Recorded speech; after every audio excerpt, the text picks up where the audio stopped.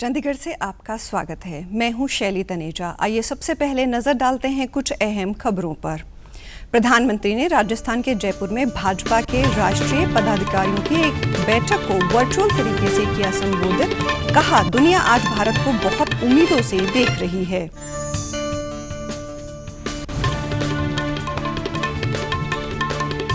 राष्ट्रपति ने अपने 7 दिवसीय राजकीय यात्रा पर सेंट विंसेंट और ग्रेनेडाइंस में भारतीय लोगों से की मुलाकात। कहा कि भारत हमेशा सेंट विंसेंट और ग्रेनेडाइंस के लोगों के साथ खड़ा रहा है। और पंजाब के मुख्यमंत्री ने केंद्रीय गृह मंत्री के साथ मुलाकात की और धान की बासमती किस्म पर न्यूनतम मूल्य पर खरीद करने के लिए नोटिफिकेशन जारी करने को लेकर डाला जोर। और अब समाचार विस्तार से। आज राजस्थान के जयपुर में भाजपा के राष्ट्रीय पदाधिकारियों ने एक बैठक को वर्चुअल तरीके से संबोधित किया। प्रधानमंत्री नरेंद्र मोदी ने कहा कि आजादी के इस अमृत महोत्सव में देश अपने लिए अगले 25 वर्षों के लक्ष्य को तय कर रहा है। उन्होंने कहा कि अगले 25 वर्षों के लक्ष्य को तय करने का, उनके लिए निरंतर काम करने का हमारा दर्शन पंडित दीनदयाल उपाध्याय का एकात्म मानववाद है और इसके साथ ही हमारा चिंतन डॉक्टर श्यामा प्रसाद मुखर्जी की सांस्कृतिक राष्ट्रीय नीति है। इस अमृत काल में देश अपने लिए अगले 25 वर्षों के लक्ष्य तय कर रहा है। भाजपा के लिए ये समय है अगले 25 वर्षों के लक्ष्य तय करने का, उनके लिए निरंतर काम करने का। प्रधानमंत्री ने कहा कि 21वीं सदी का समय भारत के लिए काफी अहम है क्योंकि दुनिया आज भारत को बहुत उम्मीदों से देख रही है। हमें देश के लोगों की उम्मीदों को पूरा करना है और देश के सामने जो चुनौतियां हैं उनको हमें देश के लोगों के साथ मिलकर पार करना है।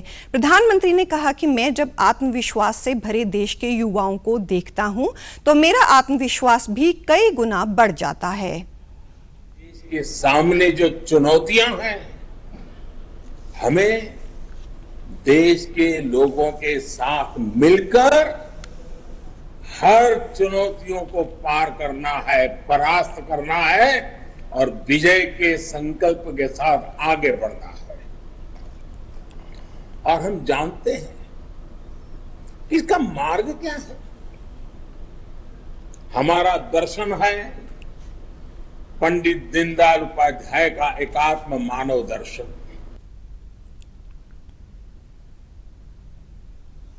इस बैठक में बीजेपी के तमाम बड़े नेता पहुंचे, जिनमें भाजपा के राष्ट्रीय अध्यक्ष जेपी नड्डा भी शामिल हुए। जेपी नड्डा ने दीप प्रज्वलित कर इस बैठक की शुरुआत की और मंच पर उनके अलावा सतीश पूनिया भी मौजूद नजर आए। साथ ही देश भर के 136 शीर्ष भाजपा नेताओं ने इस बैठक में हिस्सा लिया। भारत के राष्ट्रपति रामनाथ कोविंद ने अपने 7 दिवसीय राजकीय यात्रा पर सेंट विंसेंट और ग्रेनेडाइंस में भारतीय लोगों से मुलाकात की। इस समय राष्ट्रपति ने सेंट विंसेंट एंड ग्रेनेडाइंस की संसद को संबोधित करते हुए कहा कि भारत हमेशा सेंट विंसेंट और ग्रेनेडाइंस के लोगों के साथ खड़ा रहा है। उन्होंने कहा कि कोरोना महामारी के दौरान पिछले साल भारत ने सेंट विंसेंट और ग्रेनेडाइंस को वैक्सीन भी भेजी थी। We believe in the philosophy of Vasudhaiva Kutumbakam. That means the entire humanity, the entire world is our own. And there is a filmy song in India, Bollywood film, which says, सुनो सुनो दुनिया वालों, चाहे जितना जोर लगा लो, हम हैं हिंदुस्तानी, सबसे आगे हिंदुस्तानी। अपने भाषण के दौरान राष्ट्रपति ने एसवीजी के समुदायों को शामिल करने वाली विभिन्न प्रकार की परियोजनाओं का जिक्र भी किया। परियोजनाओं में से सभी विकास परियोजनाएं या तो पूरी हो चुकी हैं या पूर्ण होने के अंतिम चरण में हैं। हरियाणा के मुख्यमंत्री मनोहर लाल ने आज किसानों के हित में कृषि क्षतिपूर्ति पोर्टल को लॉन्च किया। इस समय उन्होंने कहा कि किसानों को बहुत सारी कठिनाइयां आती थी और उनका नुकसान होने के बाद भरपाई और सरकारी मदद से भी किसान संतुष्ट नहीं हो पाया था। उन्होंने बताया कि अब किसानों की पार्टिसिपेशन भी हो गई है। उन्होंने कहा कि अब किसान खुद से जान सकेंगे कि जो नुकसान के बारे में उन्होंने खुद लिखकर दिया था उसमें से और कृषि विभाग ने जो स्थानीय प्रशासन को दिया था उसमें कितना फर्क है। उन्होंने कहा कि अगर कोई फर्क रहेगा तो स्थानीय एसडीएम और डिप्टी कमिश्नर लेवल पर किसानों की संतुष्टि की जाएगी।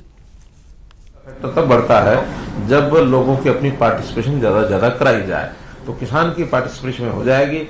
उसको भी पता रहेगा कि मेरा नुकसान जो मैंने लिख के दिया था या बाकी जो कृषि विभाग नहीं तो रेवेन्यू डिपार्टमेंट उनके लोगों के द्वारा कितना उसमें असेस किया गया है, और उसमें फिर जहां कहीं ज्यादा अंतर आएगा, एम्बिग्युइटी ज्यादा होगी, तो उसका रीअसेस करने का भी काम वो वहां डिस्ट्रिक्ट लेवल पर होगा। मुख्यमंत्री ने कहा कि किसानों के कृषि नुकसान की भरपाई करने के लिए स्लैब सिस्टम बनाया गया है, जिसमें से 0 से 24% पहला, 25 से 32% दूसरा, जिसमें से 0 से 24% तक नुकसान के लिए कोई मुआवजा नहीं मिलता है।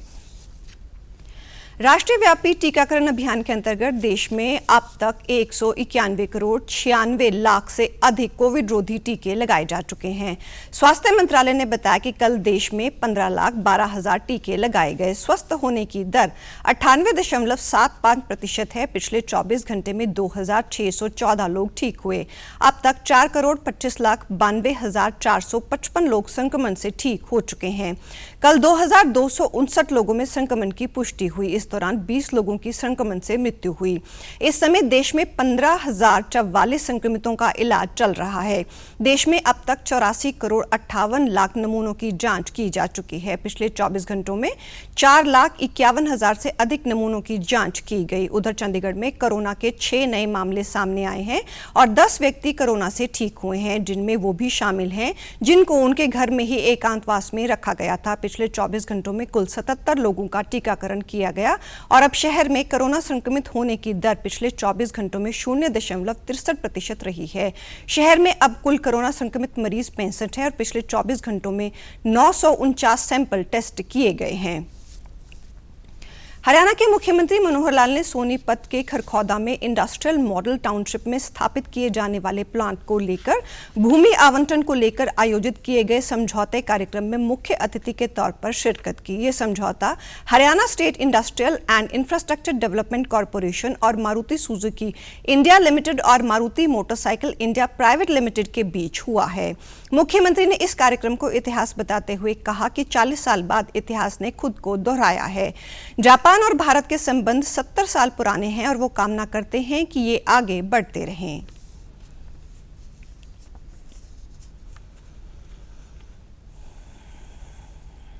एक नया एमओयू हुआ और जिसमें इन 900 एकड़ जमीन जो HSIDC के द्वारा हम लोगों ने उसको एक्वायर किया था और अब मारुति सुजुकी को अपना अगला प्लांट लगाने के लिए उसको हैंडओवर किया है और मारुति ने जैसा कॉन्ट्रैक्ट था उसके अनुसार आज लगभग 2400 करोड़ रुपया ये हरियाणा सरकार को HSIDC के माध्यम से ये दिया है। मुख्यमंत्री मनोहर लाल ने कहा कि मारुति के कारण गुरुग्राम विकसित हुआ और MOU के कारण कई कंपनियां आई और यहां ऑटोमोबाइल इंडस्ट्री में इजाफा हुआ। 900 एकड़ जमीन को मारुति सुजुकी को दिया गया है और ये समझौता हरियाणा में VS की नई पटकथा लिखेगा।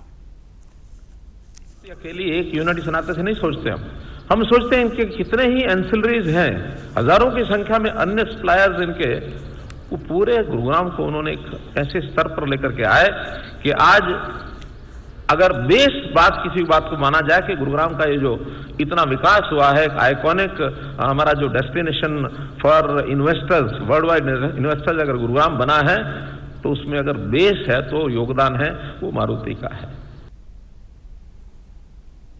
मुख्यमंत्री ने कहा कि प्रदेश में सरकार ने इंडस्ट्रीज को सभी प्रकार की सुविधाएं दी हैं और हम उद्योग के नाते लगातार आगे बढ़ रहे हैं। उन्होंने कहा कि जो भी और सुविधाएं चाहिए और पॉलिसीज में जो बदलाव चाहिए वो करने को तैयार हैं। पंजाब के मुख्यमंत्री भगवंत मान ने देश के गृह मंत्री अमित शाह के साथ मुलाकात की और उन्हें धान की बासमती किस्म पर न्यूनतम मूल्य पर खरीद करने के लिए नोटिफिकेशन जारी करने को लेकर जोर डाला। उन्होंने गृह मंत्री को यह भी बताया कि पंजाब के किसानों को गेहूं और धान के फसली चक्र से निकाला जाए तो कुदरती स्रोत पानी को बचाया जा सकेगा और यह समय की भी जरूरत है। इसके साथ उन्होंने गृह मंत्री को भाखड़ा ब्यास प्रबंधन बोर्ड में से पंजाब की प्रतिनिधित्व खत्म करने के हुक्म को भी रद्द करने को कहा। मुख्यमंत्री ने कहा कि इस फैसले से पंजाब की मानसिकता को ठेस पहुंची है। इसके अलावा उन्होंने गृह मंत्री से पंजाब के लिए अर्धसैनिक बलों की 10 अतिरिक्त टुकड़ियां भी मांगी। पंजाब के पशुपालन, मछली पालन और डेयरी विकास मंत्री कुलदीप सिंह धालीवाल ने पंजाब के प्रगतिशील मछली पालक और डेयरी किसानों के साथ मुलाकात की और उनको आ रही मुश्किलों के बारे में चर्चा की। उन्होंने कहा कि सरकार खेती में विभिन्नता लाने के लिए सरकार प्रतिबद्ध है। इसके अलावा सरकार की ओर से राज्य में पशुपालन और मछली पालन को बड़े स्तर पर प्रोत्साहित करने के लिए व्यापक मुहिम चलाने का भी उन्होंने ऐलान किया। पशुपालन और मछली पालन से जुड़े किसानों ने अपनी समस्याएं भी बताई और मंत्री कुलदीप सिंह धालीवाल ने जल्द ही मुख्यमंत्री भगवंत मान से मिलकर इन समस्याओं को हल करने का आश्वासन दिया। पंजाब के बिजली मंत्री हरभजन सिंह ईटीओ ने आने वाले धान के सीजन के लिए उपयुक्त कोयले और बिजली के प्रबंधों का जायजा लिया। उन्होंने Punjab state power corporation limited के सभी स्रोतों से बिजली को ज्यादा से ज्यादा बिजली उत्पादन और धान की सीधी बिजाई के लिए बिजली की नियमित सप्लाई को यकीनी बनाए जाने के निर्देश भी दिए। उन्होंने पंजाब के किसान से भी अपील की कि धान की बिजाई को धरती की सतह के नीचे का पानी बचाने के लिए सरकार का सहयोग करें और इसके बदले में सरकार की ओर से प्रति एकड़ 1500 रुपए का लाभ भी प्राप्त करें। इसके साथ ही बिजली मंत्री ने राज्य में बिजली चोरी की समस्या की रोकथाम करने के भी आदेश दिए। कोरोना वायरस का खतरा भी टला नहीं है, इसलिए सभी से निवेदन है कि बाहर जाने के समय मास्क जरूर पहनें, सामाजिक दूरी बनाए रखें, बार बार अपने हाथ साबुन से धोएं और सैनिटाइजर का इस्तेमाल करें। और आप हमारे समाचार YouTube channel DD news Chandigarh, Facebook DD news Chandigarh, Twitter handle DD news CHT पर भी देख सकते हैं। इसी के साथ चंडीगढ़ से समाचारों का सिलसिला समाप्त होता है। अब मैं स्टूडियो से बाहर जा रही हूँ तो मैं अपना मास्क पहन रही हूँ। आप भी घर से बाहर जाएं तो मास्क जरूर पहने। नमस्कार।